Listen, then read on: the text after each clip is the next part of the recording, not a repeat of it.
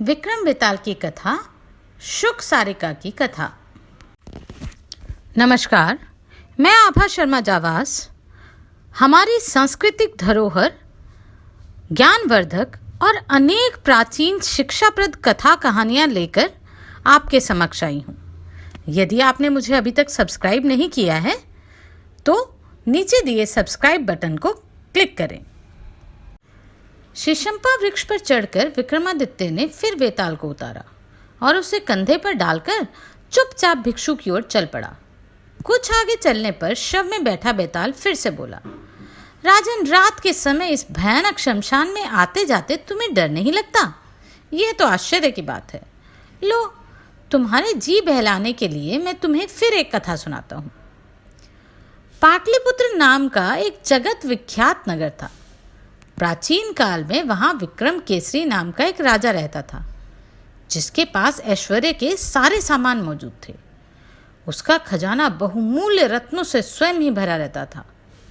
उसके पास एक शुक था, जिसने शाप के कारण यह जन्म पाया था। वह तोता समस्त शास्त्रों का ज्ञाता और दिव्य ज्ञान से युक्त था।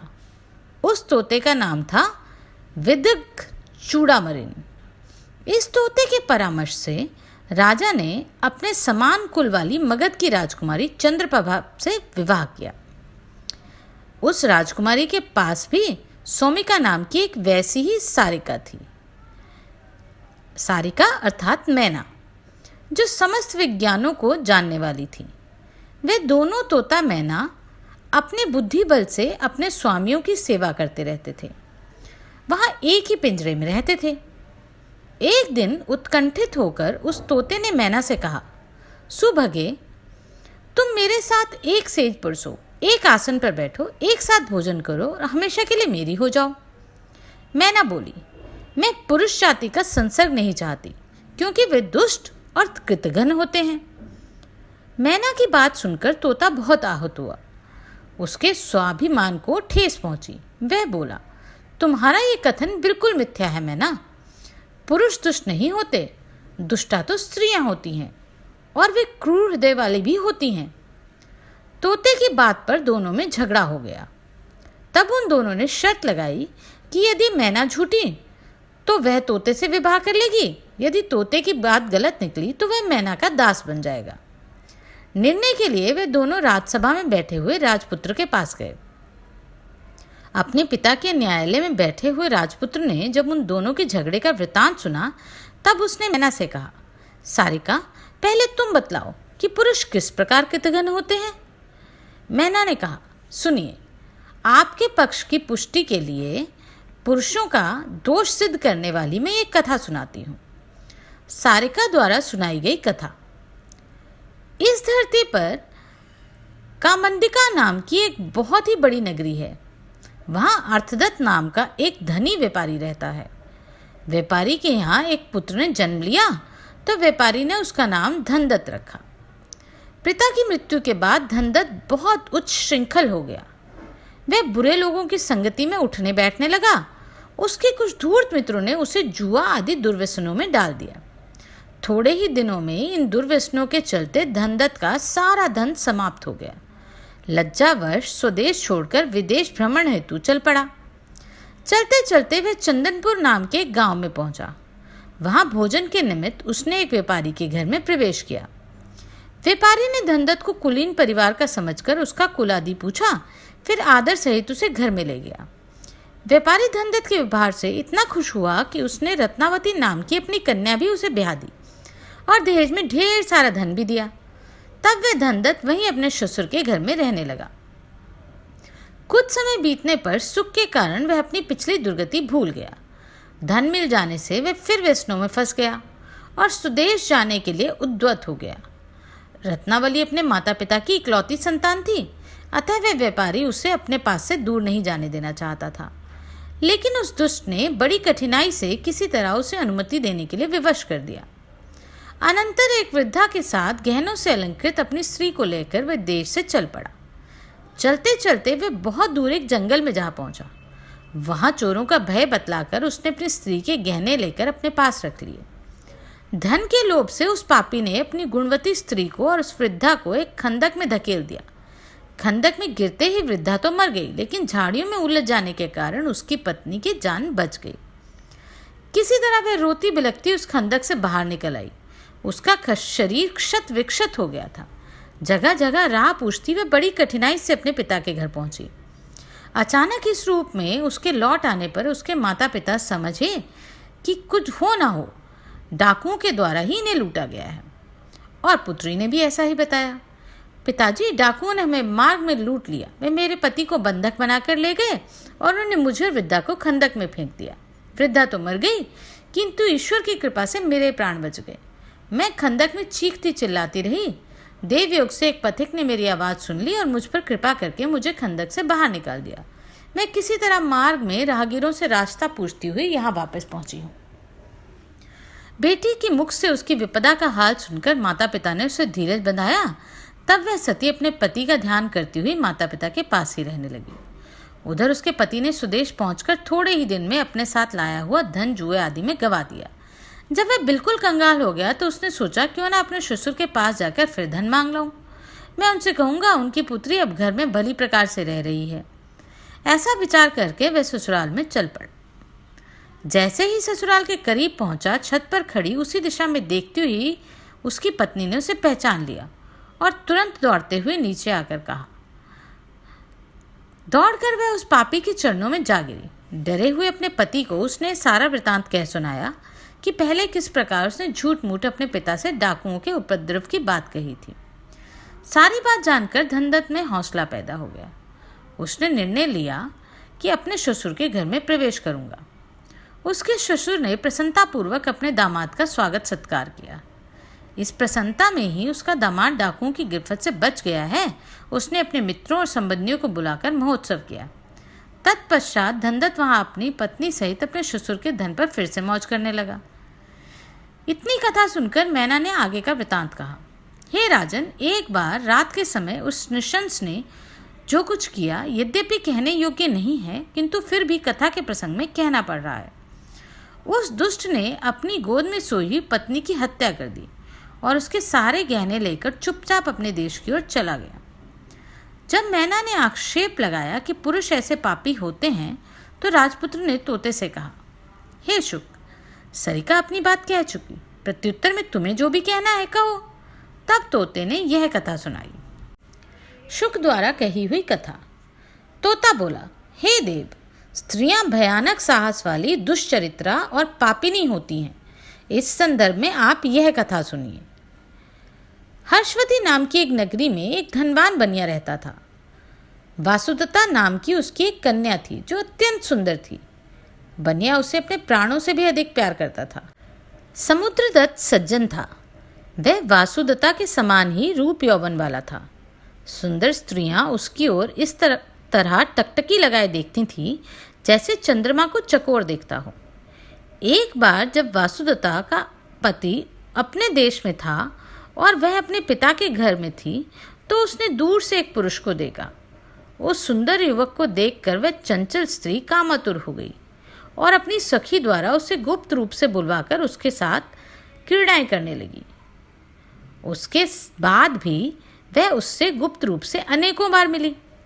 उसकी उस सखी के अलावा किसी और को उसके इन मिलने के बारे में पता ना था।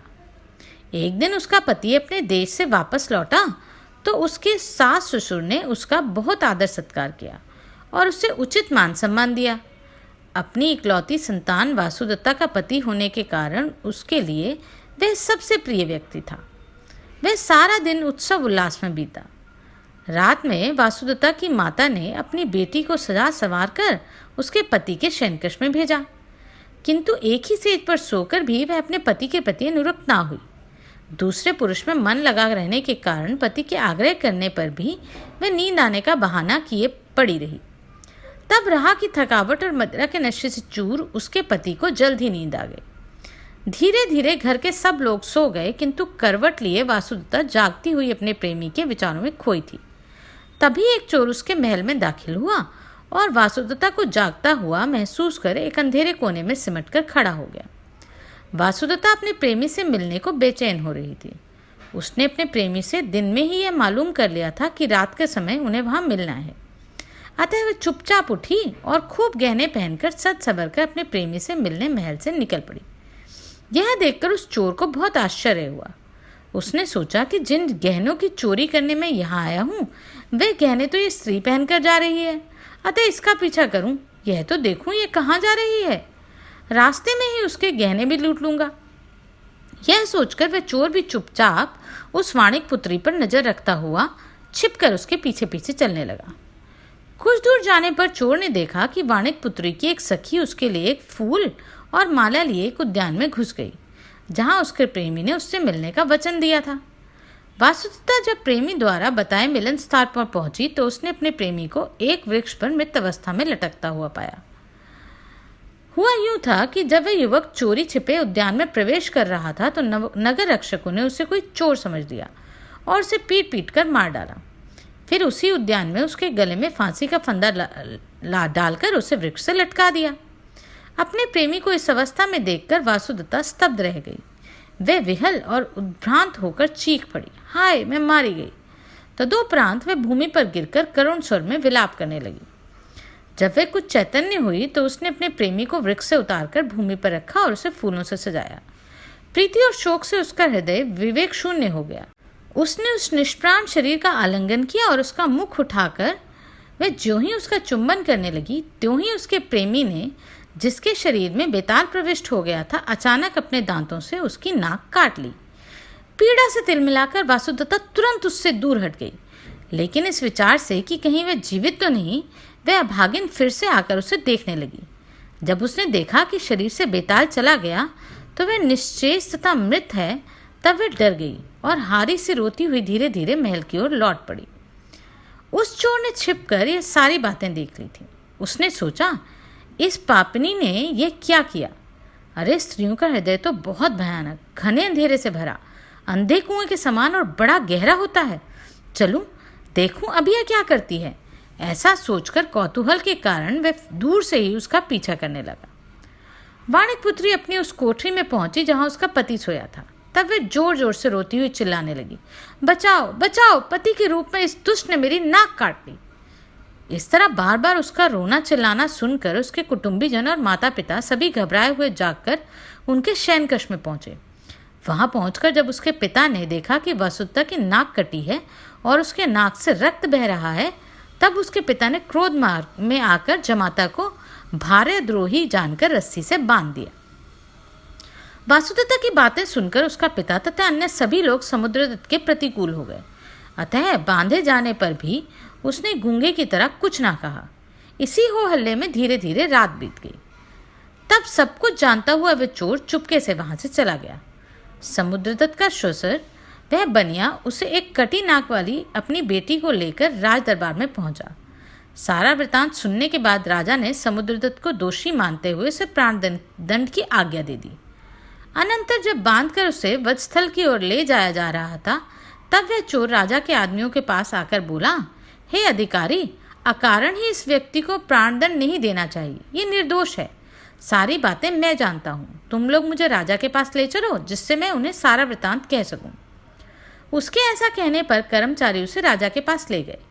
वहां अभयदान मांगकर उस चोर ने आरंभ से उस रात की सारी बातें राजा को बतला दी। उसने राजा से कहा, महाराज, यदि आपको मेरी बात पर विश्वास न हो तो सत्य की स्वयं ही जांच कर लें। उसकी कटी हुई नाक अब भी शव के मुंह में है। यह सुनकर राजा ने देखने के लिए अपने अनुचरों को उद्यान में भेजा। जब सच्चाई मालूम हुई तो समुद्रदत्त को रिहा कर दिया गया। राजा ने उस दुष्टा पत्नी के कान भी कटवा दिए और उसे देश निकाला दे दिया। उसने उसके ससुर की सारी धन संपत्ति भी जब्त कर ली। इतना ही नहीं, उस चोर पर प्रसन्न होकर उसे नगर का अध्यक्ष भी नियुक्त कर दिया। इतनी कथा सुनकर तोते ने राजा से कहा, हे राजन, इस संसार में स्त्रियां ऐसी दुष्टा और स्वभाव से विषम होती हैं। इतना कहते ही उस तोते पर से इंद्र का श्राप जाता रहा और वह चित्ररथ नाम का गंधर्व बनकर दिव्य शरीर धारण कर स्वर्ग को चला गया। उसी तरह तत्काल ही मैना का भी श्राप दूर हो गया और वह भी तिलोत्तमा नाम की अप्सरा बनकर सहसा ही स्वर्ग को उड़ चली। यह कथा सुनाकर बेताल ने राजा विक्रमादित्य से पूछा, राजन, अब तुम बताओ कि स्त्रियां निंदित होती हैं अथवा पुरुष। जानते हुए भी यदि तुम नहीं बताओगे तो तुम्हारा मस्तक टुकड़े टुकड़े हो जाएगा।